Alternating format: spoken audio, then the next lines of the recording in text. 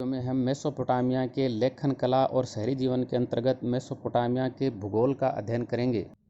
लेखन कला और शहरी जीवन।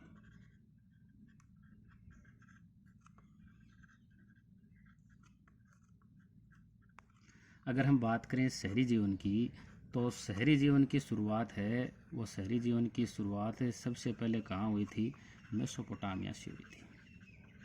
शहरी जीवन की शुरुआत कहाँ हुई थी? मेसोपोटामिया से सबसे पहले शहरी जीवन की शुरुआत हुई थी। अब हम देखेंगे कि मेसोपोटामिया है वो किन शब्दों से मिलकर बना है। तो ये दो शब्दों से मिलकर बना है, एक तो है मेसोस और दूसरा है पोटेमोस।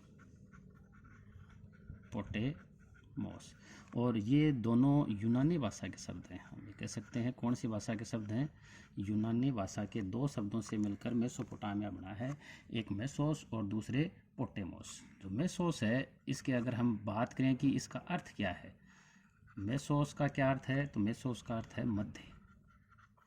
और जो पोटेमोस है, इसका अर्थ क्या है? नदी से मिलकर।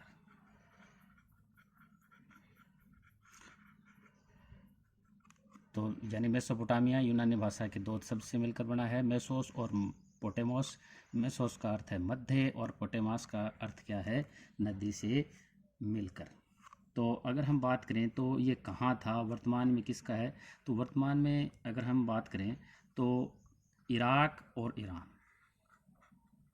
जो प्रदेश है उसको संयुक्त रूप से क्या कहा जाता था? मेसोपोटामिया। और ये इराक गणराज्य का हिस्सा था। किसका हिस्सा था? इराक गणराज्य का। इराक गणराज्य का हिस्सा था। और कहाँ था ये? तो ये था, दो नदियां हैं, दो नदियों का नाम क्या है? दजला और फरात। दजला और फरात दो नदियां हैं, उनके जो बीच की उपजाऊ भूमि है, उनके बीच की उपजाऊ जो भूमि है, उनके बीच क्या था जी?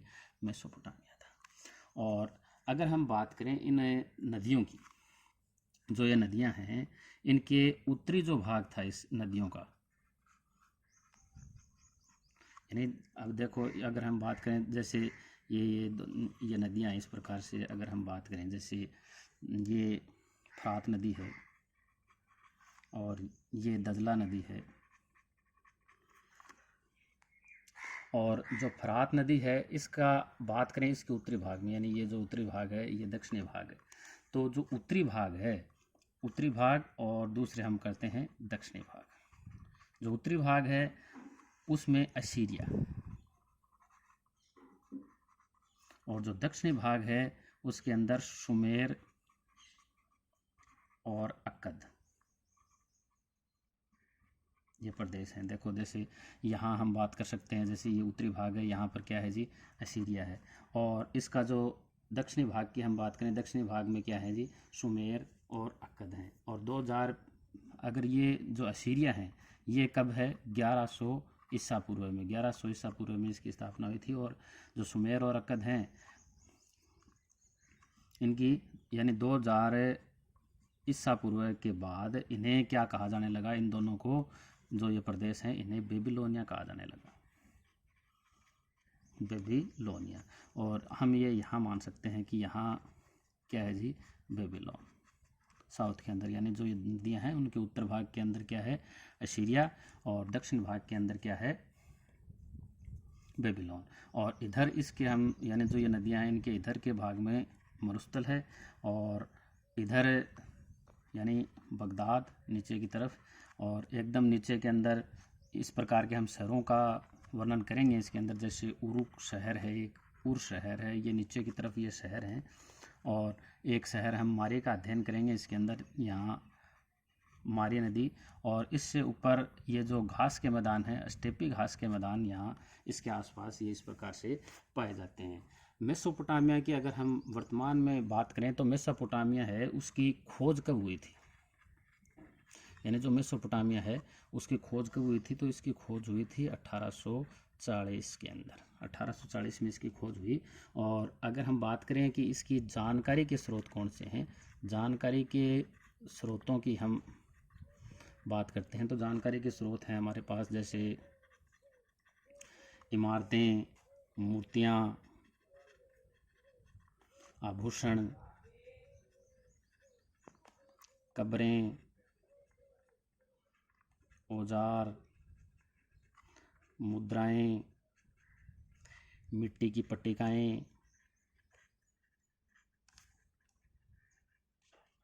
पट्टिकाएं, लिखित दस्तावेज,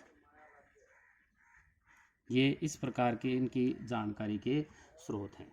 और यूरोप वासियों के लिए अगर हम बात करें, यूरोप वासियों के लिए मेसोपोटामिया महत्वपूर्ण क्यों है?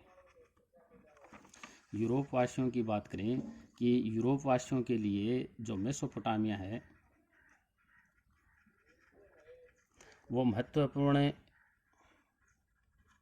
क्यों है, इसकी बात करें तो ये इसलिए महत्वपूर्ण है क्योंकि उनकी जो यूरोपवासी हैं, यानी जो ईसाई हैं, उनकी जो बाइबल जो पुस्तक है, बाइबल, इसका जो प्रथम भाग है बाइबल का, क्या नाम है? Old testament. ओल्ड टेस्टामेंट जो बाइबल का प्रथम भाग है, कौन सा? ओल्ड टेस्टामेंट में इस संदर्भ में, यानी इसका उल्लेख किया गया है, इसके बारे में उल्लेख किया गया है। किसके बारे में? मेसोपोटामिया के बारे में इसका उल्लेख किया गया है। और ओल्ड टेस्टामेंट यानी जो ओल्ड बाइबल का प्रथम भाग कौन सा है? Old testament. और उसकी जो बुक है, इस ओल्ड टेस्टामेंट की, हम आगे थोड़ा सा और ले जाते हैं इसको, कौन सी है इसकी बुक? है book of genesis. Book of genesis. और इस बुक ऑफ जेनेसिस में किसका उल्लेख है? सिमार का उल्लेख है। सिमार का उल्लेख है। इस बुक ऑफ जेनेसिस जो है, यानी बाइबल के प्रथम भाग जो ओल्ड टेस्टामेंट है उसकी बुक है, बुक ऑफ जेनेसिस। इसमें किसका उल्लेख है? सिमार का उल्लेख, यानी सुमेर का उल्लेख है। सिमार का मतलब सुमेर। और इसका अर्थ क्या है? अगर हम इसकी अर्थ की बात करें तो इसका अर्थ है ईंटों से बने शहरों की भूमि। ईंटों से बने शहरों की भूमि, ये इसका अर्थ है। और मेसोपोटामिया के अगर हम बात करें कि इसके जो महत्वपूर्ण नगर हैं, मेसोपोटामिया की बात करते हैं कि इसके महत्वपूर्ण नगर कौन से थे, तो अभी हमने मानचित्र में देखे भी थे, उनको हम लिख लेते हैं एक बार कि इनके महत्वपूर्ण नगर कौन से थे। मारी, उर, उर्रुक, बेबीलोन। तो ये इसके जो मेसोपोटामिया है इसके महत्वपूर्ण नगर थे। अब हम बात करते हैं मेसोपोटामिया और उसके भूगोल की, कि इसका भूगोल किस प्रकार से है, किस प्रकार से है ये। तो हम मान सकते हैं, अगर हम दिशाओं की बात करें, कि ये उत्तर दिशा है, ये दक्षिण, ये इधर पश्चिम दिशा है, और ये पूर्व दिशा है। तो जो इसके अंदर, यानी जो पूर्व दिशा, सॉरी उत्तर दिशा है, उत्तर दिशा के अंदर स्टेपी घास के मैदान थे। स्टेपी घास के मैदान थे। पूर्व दिशा, सॉरी उत्तर दिशा के अंदर स्टेपी घास के मैदान थे। और यहाँ पर पशुपालन खेती की तुलना में आजीविका का ज़्यादा साधन था, यानी खेती होती थी लेकिन मुख्य क्या था जी? पशुपालन, यानी पशुपालन का ज़्यादा महत्व था। एक तो ये, और दूसरा जो ये भाग है, ये भाग कौन सा होगा? पूर्वोत्तर, यानी पूर्व और उत्तर। जो पूर्वोत्तर भाग है इसके अंदर खेती शुरू हो गई थी कब? 7000 से लेकर 6000 ईसा पूर्व में इस एरिया के अंदर खेती शुरू हो गई थी। और यहाँ जो हैं हरे भरे पेड़ पौधे, वृक्षाच्छादित पर्वत श्रृंखला, स्वच्छ झरने यहाँ देखने को ये मिलते हैं, स्वच्छ झरने हैं। इसके अलावा जंगली फूल, पर्याप्त वर्षा, ये यहाँ देखने को मिलते हैं। और दक्षिण की अगर हम बात करें, जो दक्षिण है, दक्षिण के अंदर वर्तमान में यहाँ रेगिस्तान है। वर्तमान की अगर हम बात करें तो वर्तमान में यहाँ क्या है? इस एरिया के अंदर रेगिस्तान है। और दजला जो फरात, ये जो नदियाँ हैं, कौन सी? दजला और फरात। इन नदियों द्वारा जो उपजाऊ मिट्टी लाई जाती थी, नदियों द्वारा कैसी मिट्टी लाई जाएगी? उपजाऊ मिट्टी। और इस उपजाऊ मिट्टी को जहाँ लाया जाता था वहाँ क्या होती थी जी? खेती होती थी। और खेती मुख्य रूप से किसकी होती थी? गेहूँ, मटर, जौ, मसूर, यानी मुख्य रूप से इनकी खेती होया करती थी। और सबसे पहले अगर हम बात करें तो सबसे पहले इन नगरों में, यानी यहाँ पर ही तो नगरों का विकास हुआ और यहाँ पर ही लेखन कला का विकास हुआ। यानी सबसे पहले लेखन कला का विकास भी कहाँ हुआ? मेसोपोटामिया में। और सबसे पहले नगरों का विकास भी कहाँ देखने को मिला? मेसोपोटामिया में हमें देखने को मिला था। और फरात जो नदी है, फरात नदी रेगिस्तान में प्रवेश करने के बाद में, जैसे ये यहाँ नीचे रेगिस्तान में प्रवेश करती है, तो रेगिस्तान में प्रवेश के बाद में ये कई शाखाओं में बंट जाती है, कई शाखाओं में विभाजित बढ़ जाती है या बंट जाती है। और इसके अलावा अगर हम बात करें तो यहाँ के जो लोग हैं वो खेती के अलावा खेती करते हैं। खेती के अलावा देखो क्या करेंगे, जो भेड़ बकरियां हैं, खेती के अलावा भेड़ बकरियां ये कहाँ पालते थे? तो जो इनके एरिया थे, एक तो देखो स्टेपी जो घास का मैदान था, अपन ने चर्चा करी, ये स्टेपी जो घास का मैदान है, इस स्टेपी घास के मैदान में। और दूसरा जो पूर्वोत्तरी मैदान है, जो ये पूर्वोत्तर मैदान है, पूर्वोत्तर मैदान। और तीसरे पहाड़ी के ढालों में, जो पहाड़ी ढाल हैं वहाँ पर ये क्या पालते थे? भेड़ बकरियाँ पालने का काम करते थे। और जिनसे इनसे देखो भेड़ बकरियाँ, इनसे क्या मिलता है?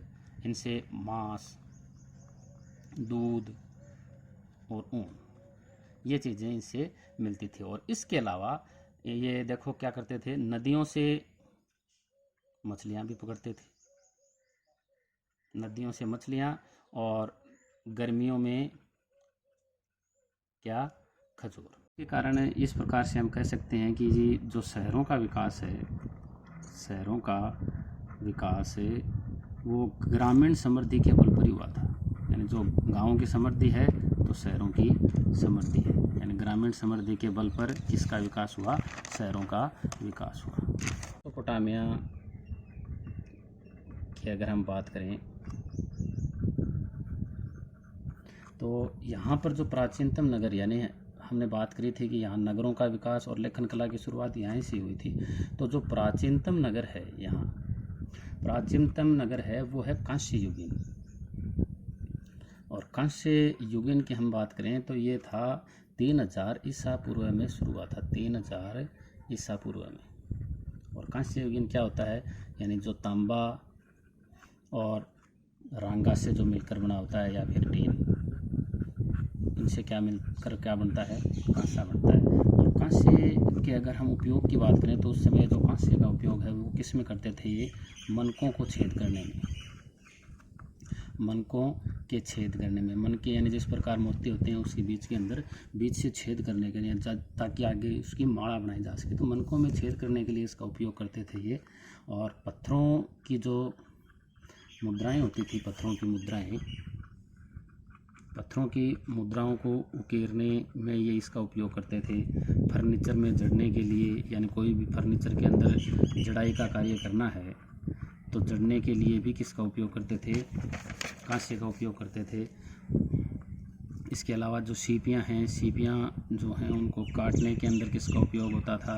कांसे का उपयोग होता था। और इसके अलावा हथियार बनाने में, यानी जो मेसोपोटामियाई जो लोग हैं वो हथियार बनाने में किसका उपयोग करते थे? कांसे का उपयोग करते हैं। और इस प्रकार के हमें भाले के अवशेष मिले हैं। यहाँ से जो भाला है, भाले के अवशेष मिले हैं। जो भाला है उसकी जो नोक, भाले की जो नोक है वो नोक किसकी बनी हुई है? कांसे की। अध्याय के शेष भाग का अध्ययन हम अगले वीडियो में करेंगे।